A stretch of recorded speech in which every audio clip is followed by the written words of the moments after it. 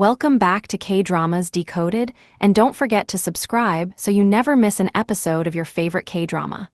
Episode 2 opens with Belle and Yongin investigating the area around Jinman's house after spotting suspicious men nearby. At first, they don't find anything unusual, but then they discover a small underground tunnel. They send a robot inside to investigate, only to realize it's filled with dozens of hidden explosives. The bombs suddenly begin beeping, forcing everyone to run for cover. Moments later, a massive explosion tears through the tunnel. Belle narrowly escapes the blast and angrily remarks that Jinman must be watching them from somewhere. Sure enough, Jinman is observing everything from a nearby field alongside Jinwoo. He considers taking out Belle with his sniper rifle, but Jinwoo reminds him that Belle's vehicle is bulletproof, making the shot pointless. The story then jumps 1 year into the past. Hye is out for a run while reflecting on the last conversation she had with her uncle, Jinman.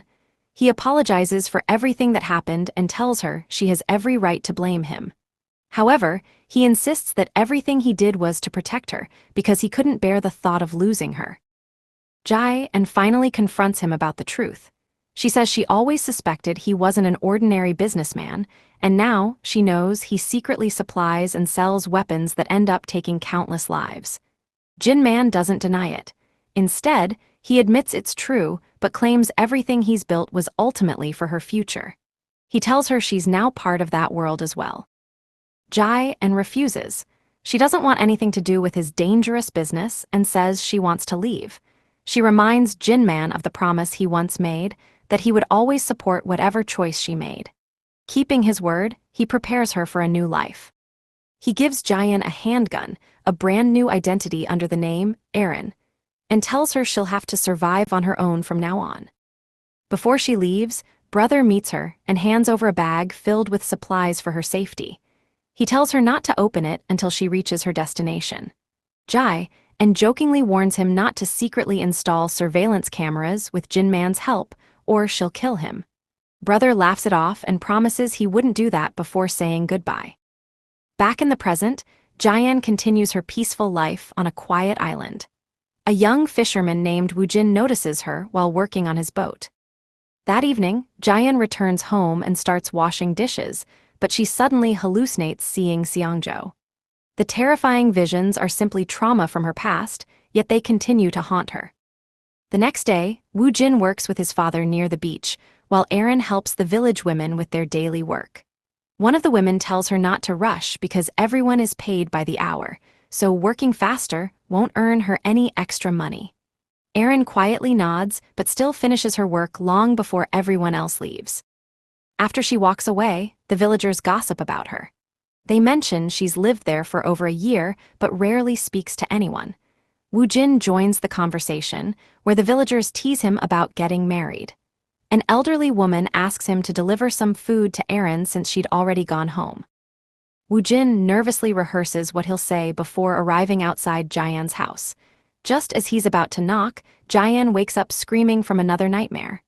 Thinking she's in danger, Woojin climbs over the wall to help. Unfortunately, he immediately triggers one of her security traps. Hearing the noise, Hye grabs her gun and rushes outside, believing an intruder has broken in. She quickly realizes it's only Woojin, who awkwardly explains he simply came to deliver food. Embarrassed, Hye hides her weapon, frees him from the trap, and sends him on his way.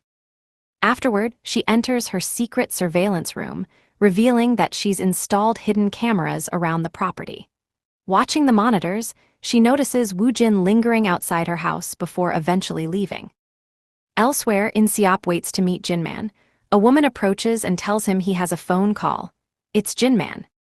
Inseop complains that he's been waiting for hours, but Jinman calmly replies that he never intended to meet because Babylon had secretly surrounded the area with agents. To prove it, Jinman sends him photos of every hidden operative, along with confidential data he previously stole from Babylon servers. The files expose a secret assassination mission targeting the Prime Minister of Cambodia. Jinman warns that he'll only negotiate once Babylon is ready to cooperate. Otherwise, he'll publicly leak all of the organization's classified information. After the call ends, In-seop is shocked that Jin-man somehow knew about the hidden agents. Although he tries to act confident, he begins to suspect something is wrong. As he gets into his car, Jin-man is suddenly sitting inside waiting for him. Calmly, Jin-man tells him they're going for a car wash. During the drive, In-seop insists he never knew Babylon's agents would be present at the meeting. Jin-man agrees to negotiate under two conditions. First, the coming war must never happen. Second, his niece Jayan must never be harmed. If Babylon refuses, he'll expose every confidential file he possesses. Meanwhile, a mysterious woman named Jin arrives at Babylon headquarters and introduces herself as the head of Babylon's East Asia branch. She immediately begins taking control of the situation surrounding Jin-man. Elsewhere, a skilled assassin named Jae boards a ship where his boss gives everyone 5 hours to complete their assignments.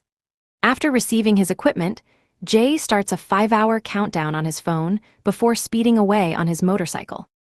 Back at Babylon, Jin tells Yongin that she'll personally deal with Jin-man because he's already had more than a year to solve the problem and failed. Since Jin-man now possesses Babylon's secret data, Yongin has lost all leverage.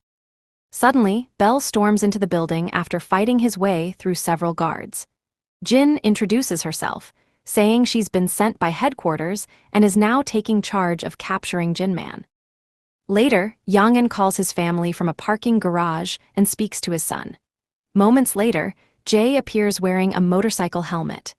Realizing exactly what's happening, Yongin tells his son to take care of the family before ending the call. He draws his gun while Jae pulls out a knife.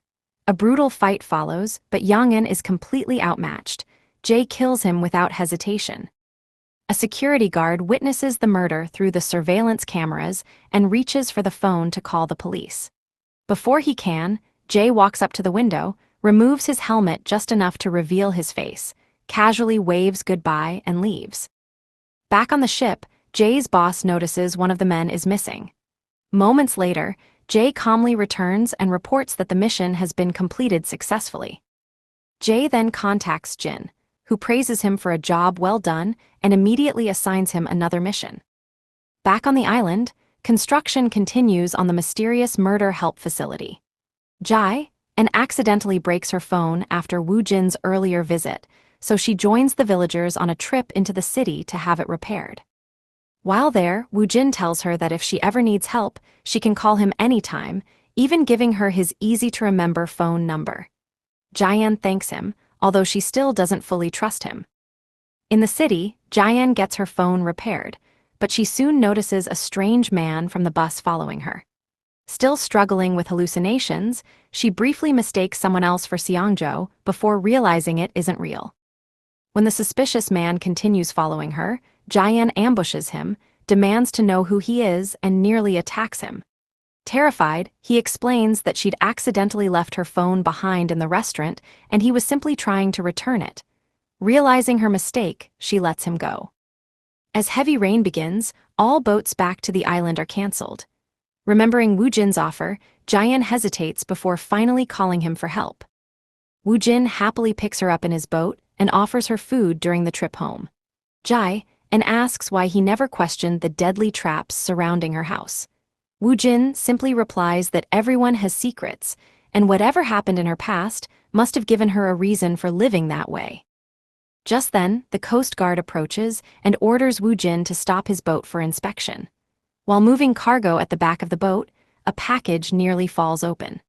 At the same time, Jayan notices a message appear on Woo Jin's phone from the mysterious murder help app asking where the package has reached.